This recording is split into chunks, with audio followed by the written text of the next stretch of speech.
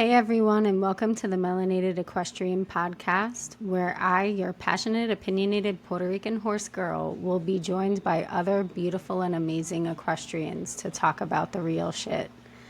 Join me as we skip the small talk and have those much needed conversations about horses, of course, and so much more. My name is Michelle Arana Jimenez, and as an advocate, activist, and educator for humans and horses, I am passionate about bridging these two worlds together. Everybody, welcome back to the Melanated Equestrian Podcast. Today, I am joined by Isabelle Hernandez, who is a body worker out in Puerto Rico. So welcome. Hi, Michelle. Hi, nice to Thanks for finally having meet me. you. Thanks for having me. Of course, of course. I know you also, this is kind of a little random, but it just popped into my head that you were in Aiken a couple of times. One time for a dissection and another time for a lecture, both with Sharon May Davis. Yes. Um, and I had just missed you both times. So I'm really glad that even though it's virtual, we're meeting today. And I'm really excited to have this conversation. Same. Thank you. So why don't you tell me a little bit about yourself and how you got into doing the work that you do on the island. Okay. Um, but yeah, I was that girl that wanted a pony, like many of us. Mhm. My family, even though horses are a big part of Latin American culture, my direct family didn't have horses.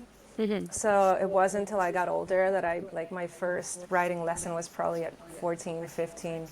But I had wanted ponies since I was little. And then as I grew up, I did want to be a horse vet. I wanted to be a veterinarian. So I Mhm. moved to Florida. I did my pre-vet, like mostly biology, a lot of animal science to qualify for pre-vet and then try to go to Gainesville. And at the time I started working with a veterinarian, just doing internships and voluntary work, and I realized I didn't like it. Yeah. Yeah, the whole thing just wasn't for me. I love vets. It's not for me. So, Mhm. and also my horse, because I did happen to have a horse at the time that I left on the island. I loaned it to someone and he passed away. Oh So no. between those two things, I was kind of like a little brokenhearted, and so I took a break from horses altogether for probably 7 years. And Mm. then, of course, we say in Latin America or in Puerto Rico, we say la cabra siempre tira pa'l monte. Like when you like Yeah. something, you like it. So Right. I was drawn back into it.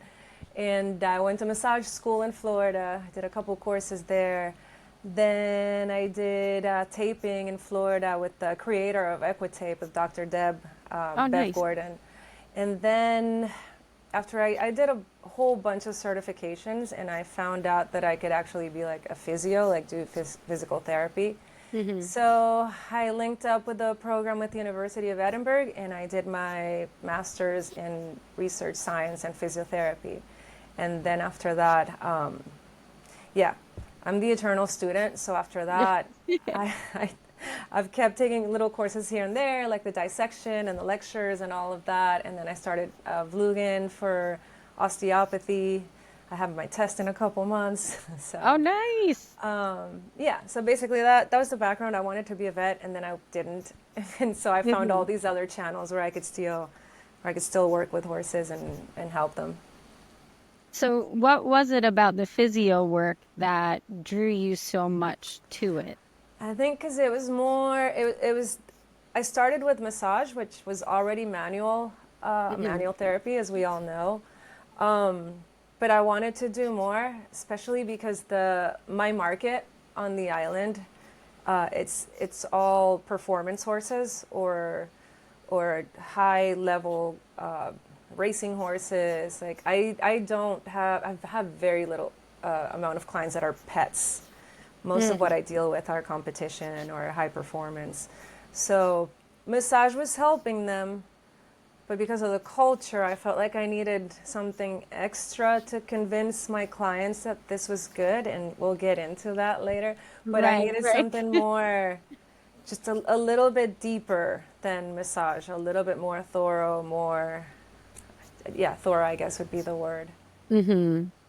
And it's so interesting, like you talk about the horses on the island from the competitor's perspective, because all of the horses that I've ever had relationships with on the island were, our little Paso Finos, Yeah. like backyard trail horses. Like my abuelo would have, the horse in the backyard with the goats and the chickens, and we'd throw a halter on, jump on bareback, and Yeah. like race up and down the road. Well, we So, do. That's like I said, horses are such a big part of the culture here, yeah, just throughout history because of the Spaniards. But right. nowadays, I'll rephrase. It's 50-50. We do have a lot of backyard horses, Hmm. and a lot of people do have pets for like weekend riding and trail riding. But Right. those it's a thing in Puerto Rico where you don't take your animal to the doctor, you don't take him to the Yeah. vet, you don't do shots. So why would they even pursue investing in a bodywork session when they don't even want to put vaccines in them? A Right. lot of country medicine, like if your horse gets sick, for some reason they're terrified of calling the vet, and Yeah. they'll go on Facebook and ask for help, and somebody will answer with the craziest concoction. Like, I watched someone one time pour like warm butter inside a horse's ear because it had a Oh, sinus infection. Yeah, I'm not surprised when there's, I mean, so the many. crazy thing is that it worked. It's, Really? the sinus congestion was gone by the next day, and all the antibiotics that the horse had been, I mean, this is, take it with a grain of salt. Maybe the Right, for antibiotics that he sure. was taking worked. But the next day after the butter, it was fixed, it was cleared. So there's a lot of that on the island. And of course, Right. when I first started and I saw what it was like here, just business wise, I was like, Hmm. yeah, no, I need to do something a little more because massage alone or body work alone, it's not going to be like Like, not enough. productive. Yeah, difference in culture in so many ways. And I feel like as a Puerto Rican who grew up stateside, I kind of saw a little bit of both, Yeah. right? Like with what we have here and what my experience was with like mostly my grandfather's horses. He always had, I mean, it from when like I can remember when I was alive and little. Yeah. He's had at least, I think, 5 or 6 different horses throughout my lifetime. For cabalgata. Yeah. Yeah. And he would, like I remember being a kid, he would send me the Paso Fino magazines in the mail, and I'd look at them and be Yes. like, wow, like these are so cool. They're so pretty. And, and then we'd like, go out. He had a farm out in Morovis. Okay. And so like right on the side of the mountain. Ah, yes. And it was beautiful, but it was definitely, more of that kind of, I don't want to say backyard situation, but just it's different, right? The Yeah. culture is totally, totally different. It's also dominated by men, Yes. not just on this island. I've worked in Dominican Republic and Colombia, in St. Thomas, and the horse industry in Latin America is dominated by men. Hmm. So you have a lot of macho energy and a lot of I macho was gonna say culture. the machismo is pretty strong. And now it's getting better. Like I work at the racetrack. When I first started there, I was me and another woman, we were the only two women at the racetrack. Now Hmm. there's probably like 20 doing different jobs from farrier to grooms Oh, to nice. trainers. Yeah, we have like a strong female movement now there. In Pasofino, not so much. I feel like Pasofino is always going to be constrained to that.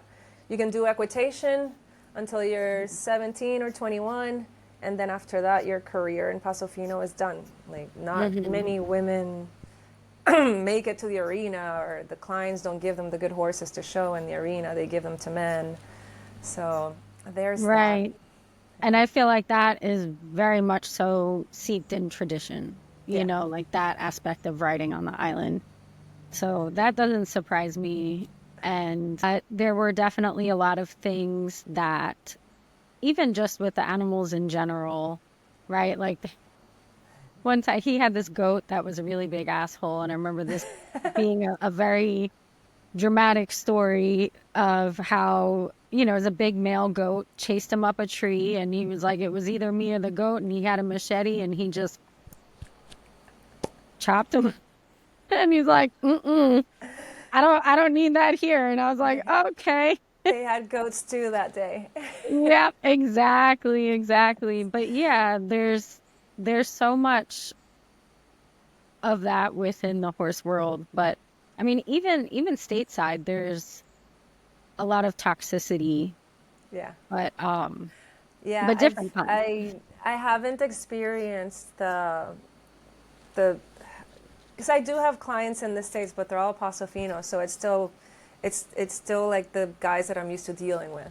But I've never treated horses outside of Paso Finos in the States, so I have no idea. But I've heard stories. So, Yeah, and it's very different, but it's also, I feel like, a lot of similarities of things that are steeped in tradition and, oh, yeah. well, this is how things have been done for this long. And, you know, now I feel like more recently where there's all this drama of abusive training at the upper levels and people are a lot more vocal about it now, but there's still so many people protecting abusive professionals, whether they're abusive to the abusive to the people, abusive to the horses. What do you do with your horse? Because my ex-husband, well, he was a reining trainer, but he had a really bad motorcycle wreck, and then that stalled her training.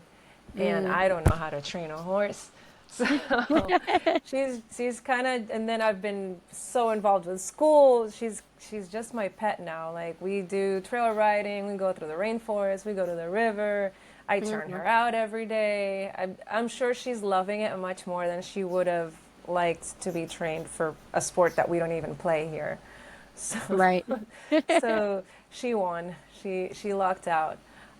She's like, But this yeah, is she's the just my best. buddy. I want to teach her some versatility and like ranch versatility work or like working equitation type stuff in the future. We'll see. Working equitation is a lot of fun. I've done a Yeah. couple of clinics and Yeah. and it was a really good time because it's, you know, a really great way to introduce them to like the different obstacles and things. I will say It's I did. fun. It is so fun. And I did have a hard time with the garrocha. Yeah. Yeah, I accidentally hit my horse in Did the you ass. smack your horse? Yes, Me too. you did. I need to upload the video. Oh my God, Oh you're my gonna die. God. I haven't uploaded because it was so embarrassing. But Mm, I have a teacher in Spain. You're invited to come with us next year.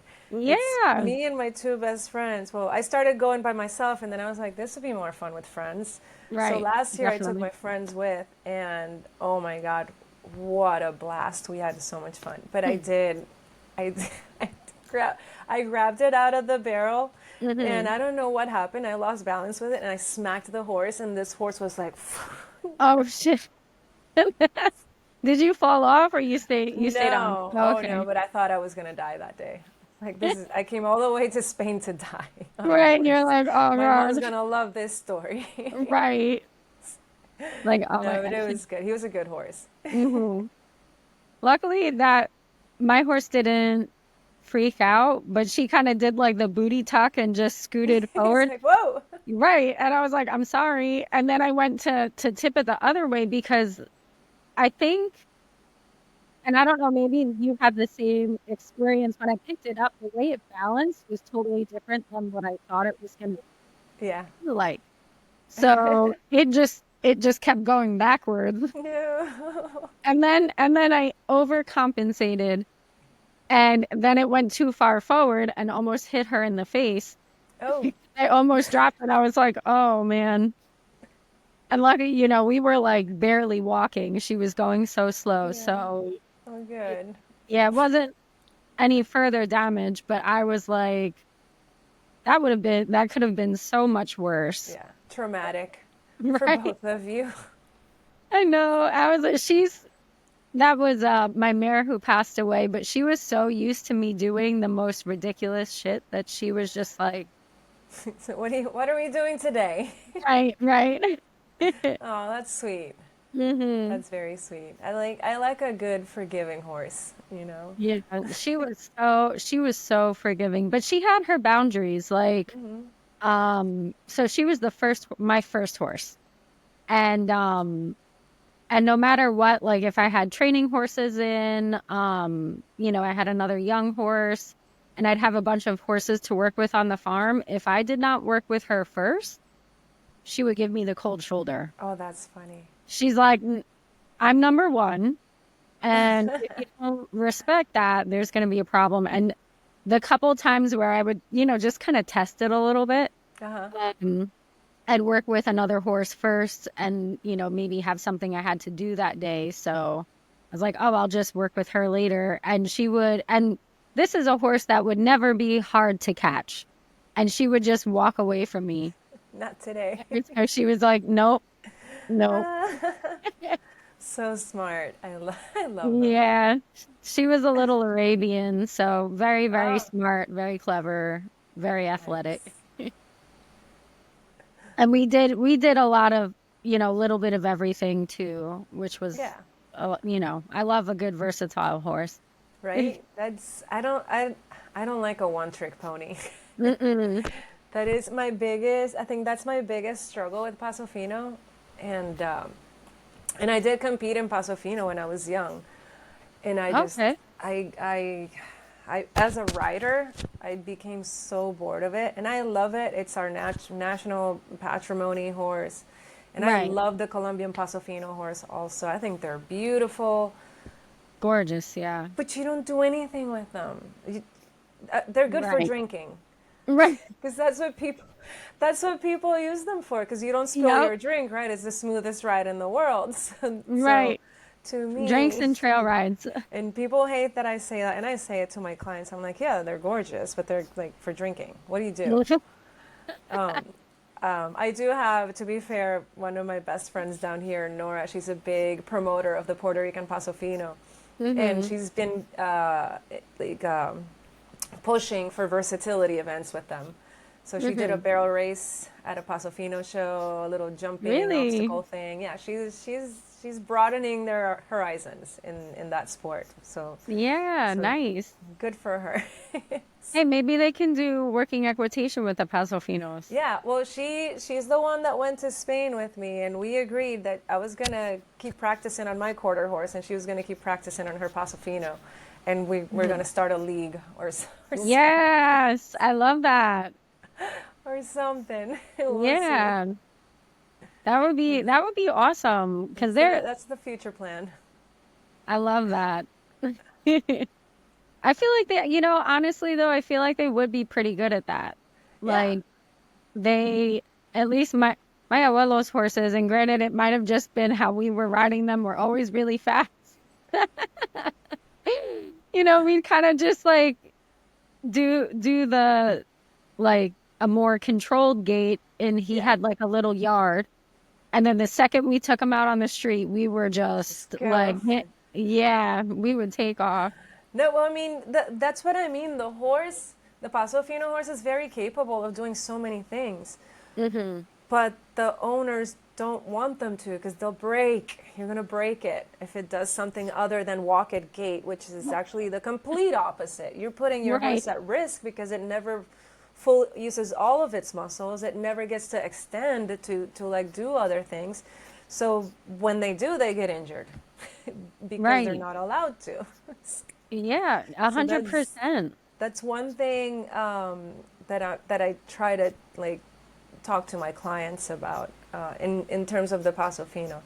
It's Hmm. they never want them to be in turnout because they'll get injured, and it's like no, it's the other way around. They're gonna get injured because they're never turned out. Right. And So that's like a very similar conversation that we have with all the show people here, the hunters and show jumpers and dressage people that have these, really fancy, expensive horses, and they're like, I don't want to be able to not compete them, and I don't want them to pull a tendon or do anything like that. And so if the horse is lucky, they might go out for like 4 hours a day. I remember there was one time I was working with this woman who did like imported warm bloods and did hunters. And she had this gorgeous, gorgeous stallion, and he was only like 17 hands, like big, beautiful, like that dark bay, Ah, like that sexy. dark chocolate. Yeah. And I put him out, and he was just like running, playing in the field, and she comes out, she was like, "Stop, like go get him." She was like, "He can't run around like that. You got to put him back inside." And I was like, For horse. "But he's a horse." Right? Yeah.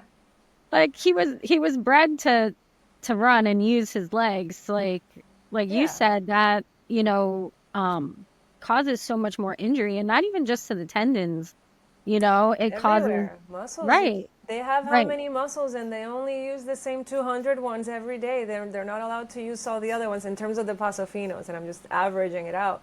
But they're Mhm. constrained in this frame, and all they're allowed to do is step and step and step and step. And that's it. That's all they're allowed to Right. do. And So, that's the like corto, yeah, for the corto, or in Colombian it's called the fino class. But mhm. that's a lot of these horses, this is all they ever do from from 6 months old. Like I know a couple of trainers, like very prominent trainers, and they have these babies, and the business for them begins from the minute that baby drops. It's like so and so Mhm. gave birth to so and so, who wants it? And all these people from overseas will come over to look at it. As soon as that baby can walk, they're already showing it privately at the barn at Mm. 4 or 5 months old. And people are dropping 200, 300 grand for these babies, Wow. and they teach them Right. from I mean, they're born walking that way, but Right. they And then only bring them out of the stall to do the little parade and then back in the stall. oh wow. So since they're babies, they're not allowed to fully move to do anything. Right. And you think about what that does in like development and maturity is Yeah. crazy. And to their Like brains, the Pasofinos are a little bit like Arabians. They're hot-blooded. They're very reactive. Pisces. Their minds are so fragile. They're like Yeah. hyper-reactive, hypersensitive. And I mean, most Pasofino horses are beyond neurotic. Like they're in such a state of mind Mhm. because that's the way they've been raised and treated, and like, ugh, it's rough. Yeah. And that's hard to see, like especially when they're confined that much when they're that young. And then Yeah. when you know all of the negative implications that that has, and that so many people aren't willing to do anything different. What is that something that like do you think that that could ever be something that would start to change? I Like think if they're so. Yeah, shown? I think it is. How things are getting better, Mhm. and there's me, and I've always advocated for welfare and a lot of like etologia. I don't know how to say ethology in English, Mhm. like behavior and Yeah. horsemanship and well, the horse behavior and welfare. So I've done a lot of webinars and presentations for different horse associations, and they're not going to go home and change everything right away, but it plants a seed, and then I get them Mhm. for like a couple weeks asking me more questions of like, but why did you say this, and why that, and I back up everything with science. Yeah. because You kind of because have to. again, it's a Latin country, and as a Yeah. woman, they think you're just being sweet and Mhm. mushy with the horse. Right. So, Too gentle. yeah. Yeah. So the one thing I've made sure to do is like be able to back up my statement with not just because he'll feel better or he'll be Right. happier, which is true and it is what we want. But when you're talking to a man in a Latin country that owns a horse that is worth thousands of dollars, feelings don't matter. Right. It's about the performance. It's numbers, it's science, it's data, it's why. It's lower the feed bucket. Why? Because you are changing the occlusion, the way the horse bites, that's causing jaw problems, that's causing pain in his jaw, and that's why he's pulling, and that's why it's making it harder for your trainer to collect your horse's head. Right. Oh, then they lower the bucket. When you put it Right. in a point of view that is beneficial to them, because then you're gonna win, Mm-hmm. because your horse is gonna perform better. And I'm sorry, but that's the way it is. No, Um, yeah, then I it works. But completely if understand. I'm there telling him, well, because it's uncomfortable to eat his food that way. Like look at his face. He looks sad. Like I can't. You can't talk Right. to. It's a man's world here, so I Yeah. can't talk to them like that. You got to make it make sense, I guess. Mm-hmm. No, absolutely. And I feel like a lot of that toxic masculinity even boils over into how a lot of women choose to Oh treat yeah, horses too. And 100%. right, that Because yeah, they're growing in, like I said, it's male dominated. So and again, I'm just talking about Paso Fino culture. The hmm girls can begin riding as young as 3 years old, but the the trainer, the groom, the whole staff is men. So they grow up watching these men do these things to these horses, or treat them hmm a certain way, or just the whole energy and the whole yeah, just the energy, I guess, and the way they treat them. So like sometimes smacking a horse, and then the girl becomes desensitized to that because she's been watching it since she's young. So you see them grow up, and it's like, ah, it's okay, it's acceptable to right, no smack a big horse for deal. no reason, or to they do a lot of things that I don't want to get into. But there's Right. a lot of the practices are not necessarily on behalf of the horse's welfare, but if you grow up watching it, and your uncle and your dad and your trainer and everybody's like, yeah, this is the way it's done. A lot of women are desensitized to it for sure in this sport. And I know you said in the other sports and at the racing barns that there are more and more women involved in doing that. So do you feel like that shift in the mindset is there too? In racing it's different. In racing, Yeah. I don't know. The racing is different. In racing, girls or women are a little bit more relaxed and more. I'm gonna do it this way. hmm And I don't know. It also might be a socioeconomic thing because in Paso Fino, it's like middle upper class or upper class. hmm In racing, at the barns, is middle lower or even lower. Like very poor people work at the racetrack here. And so maybe there is a little bit of this cultural thing with the women anyway. So they're like, well, I'm not going to lose anything here. And I can talk to you a certain way. And if I don't like Right. something, I'm going to tell you. like, Nice. so the dynamics are very different. At the racetrack, the women are more apt to do things that are more beneficial to the horse and more pro horse welfare. Hmm. I gotta say, they do stand up and speak up at the racetrack. So, Nice. I feel like it's a bit, yeah. I don't know a whole lot about the racing industry here. That's not my yeah, it's discipline fun. of choice. Whenever you're back But on the island, we're gonna go. yeah, and that's fun. I've never been to a race. Like I said, my only horse experiences on the island were just kind of just fun, like Yeah, casual, and driving around on the back roads or even driving out to Morovi.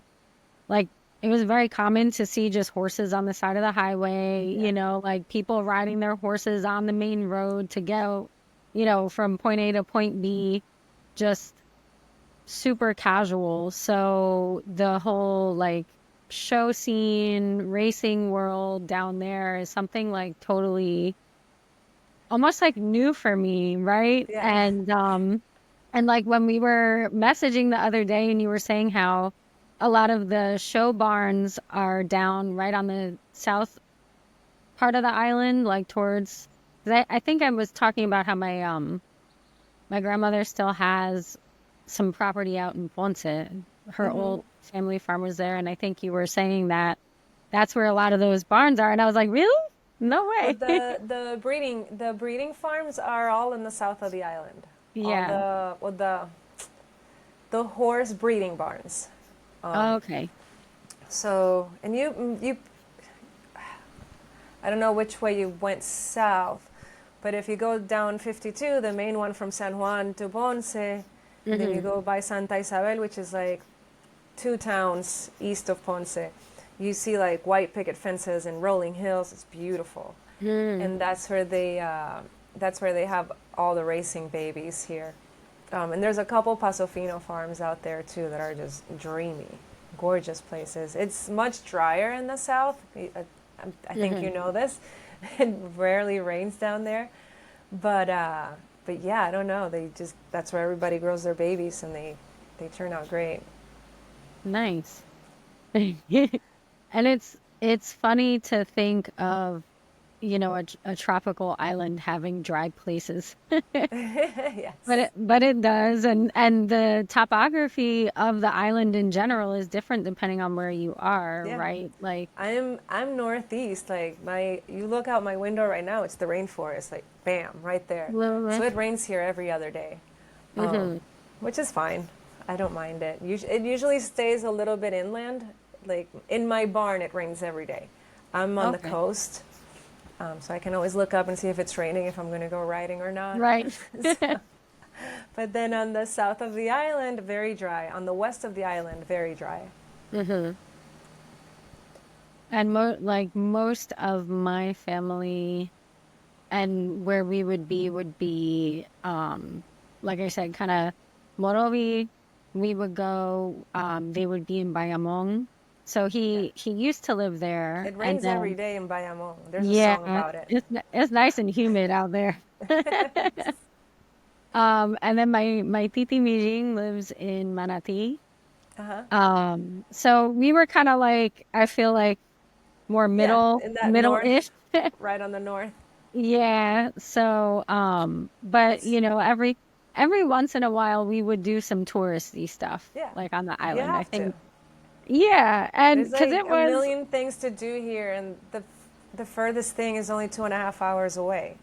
exactly, and we like it was always interesting or different, I'd say,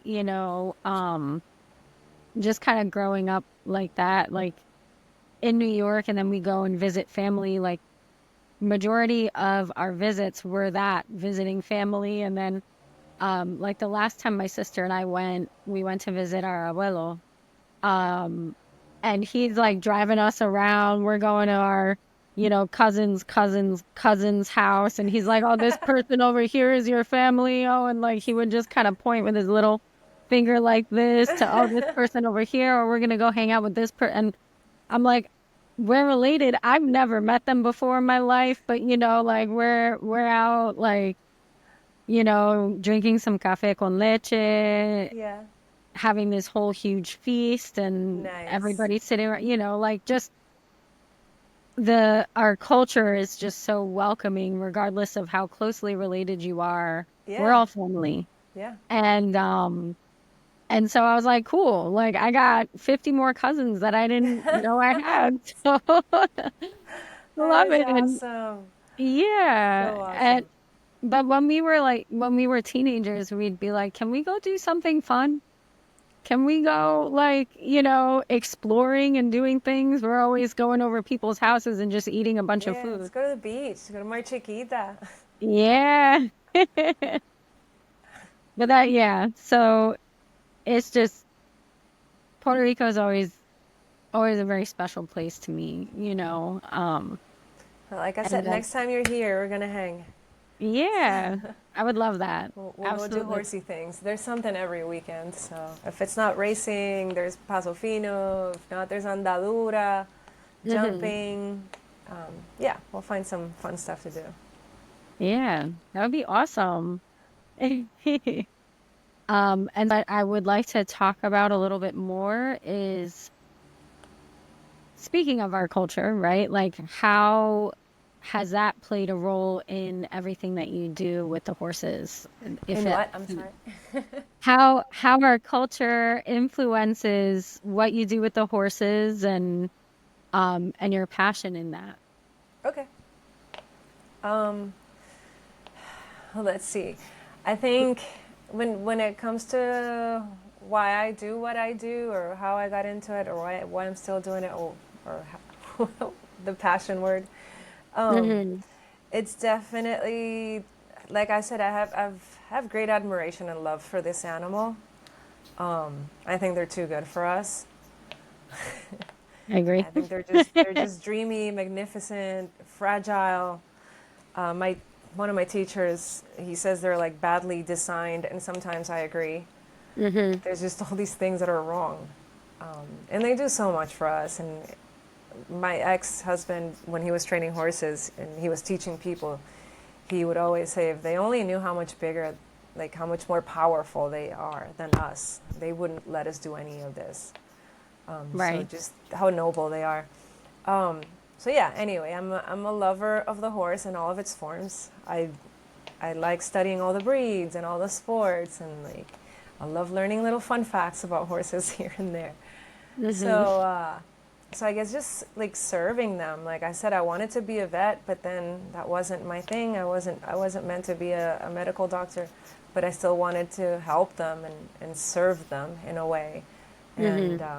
guard them and protect them and have them in my life and do better by them. So I think at the end of the day, what I do is now my job. It's now my career. There are some days that I wake up in the morning and I look at my agenda and I'm like, I don't want to. I'm so tired. I had to see I so feel many you. horses. It's so hot outside. But then the minute I put my hands on the very first one, it's like, okay, this is why I do Hmm. this. Um, It's almost like a meditation. yes. Oh yeah. Yeah. And it's crazy because sometimes, not sometimes, a lot of I get my best ideas when I have my hands on a horse. It's like this flow of something going down my brain, and I'm like, I can't write it right now. I'm doing Right. something. So I need like a It's voice like recorder or something, but I get like the most amazing insights and ideas as I'm working with the horse. Um, I and I love really do enjoy just seeing them do better and feel better. And I do hmm enjoy, in terms of the competition ones, watching them compete and win. Like a lot of my horses win, not to brag, Oh, but you can and brag. it Brag about and it. it's fun to see them win, and it's fun seeing their people happy because they won. Hmm. Because you see owners cry, and it's their dreams. They love these horses, and sometimes it's a money investment, sometimes it's a creature it's a pet. Some owners, I see some owners at the racetrack every day petting their horses and bringing them carrots. So you still have that like childlike, like this is my horse, and Right. then you That see that them, very like deep-rooted love yeah. that's there. And then you see them crying when they win this race, or it could be a big race, it could be the smallest race. But then you see them just bawling because their Mm. horse won, and kisses and hugs and everything. So um, I like horses better than humans, but I like but I like serving humans too in this way. Um, Hmm. so yeah, I think that would be my passion, or what drives me every day. And Hmm. I missed it a lot. I think was it you? I think I was telling you, or we've talked a little bit about the hurricane and Maria and all that. Yeah, And we did. so it sucked not being able to do that during that Hmm. time because so many people and their horses needed help. Right. But yeah, that was one time where I took a break and I couldn't work with them. I worked with FEMA because the whole horse industry went down. So I had to Right. get I had to get a gig working for somebody else. But as I would drive through the island, I would always visit friends and stop at their barns and be like, "Do you guys need anything? Are you okay?" Hmm. Yeah. And what was I know you just said like the entire industry kind of fell apart, but with how much destruction there was from Maria, It was there like the mortality of the horses within there the hurricane? Like, I can't say At the time, I was at the racetrack and I was working at two really big Pasofino farms. And the farm where I was keeping my horses at the time probably had like close to 30 horses. All of those made it. I think Oh, we had a nice. couple casualties at and I didn't hear much, at least on this half of the island. I didn't hear about many horses passing. There was a couple at the racetrack because they foundered or got laminitis because they were standing in water for Mm, 3-4 days yeah. because the river came out and went in the racetrack and all of that. But as far as like the storm per se, like dying from the actual storm, as they say, not many. Oh, okay. There was a little bit of struggling later for feed because like it's an island, so everything's imported, and there's no Right. power, so the mills weren't making grain, and there was very little coming in. So a little bit of struggle there, but eventually it worked out.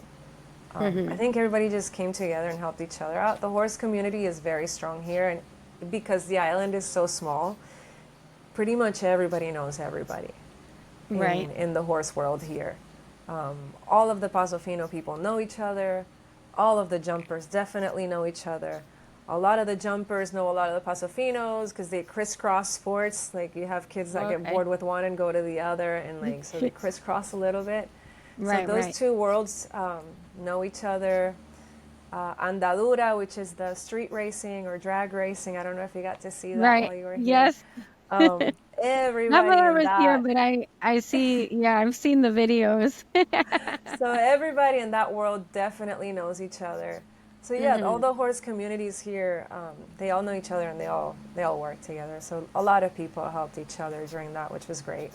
hmm And that's something I feel, and seeing what was happening and unfolding it with Maria, like, you know, just with everybody on the island in general, helping each other out. And recently here we had the Hurricane Helene came Yeah, through, and it's a lot of the same things. So many people came together. And unfortunately, my conversation with Isabel got cut short and we lost connection. And so the whole end of our conversation got lost. And so I just wanted to wrap things up, let you guys know that she is still accepting clients within the island of Puerto Rico. As she said before, she does travel to the States. So, you might be able to catch her on the stateside. If not, she also does work within Latin America. Her website is fisioequina.com. And so you can reach out to her there if you are curious about those services.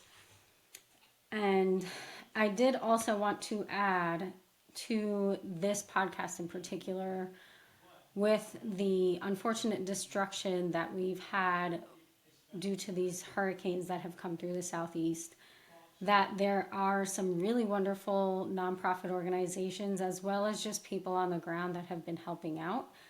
If you are in an area where you can't physically go out and help, here are a couple of nonprofits that you can reach out to, donate to, see what you can do. The first one is Fleet of Angels. They help out with horses, specifically in natural disasters. And they've been critical in helping out in Western North Carolina, as well as for the humans, the World Central Kitchen, who of course provide food for those who have no access. And lastly, an organization in Puerto Rico called Techos Pa Mi Gente. And that's a nonprofit organization that works on rebuilding homes and roofs for people who have lost or gotten destruction in natural disasters. And this originally, I believe, was started in the aftermath of Hurricane Maria. And so I will provide the links to these as well as the link to Isabel's website. And yeah, again, I'm sorry that technology failed me again, but it happens. And I want to say thank you so much for listening. Tune in and join us next time on The Melanated Equestrian.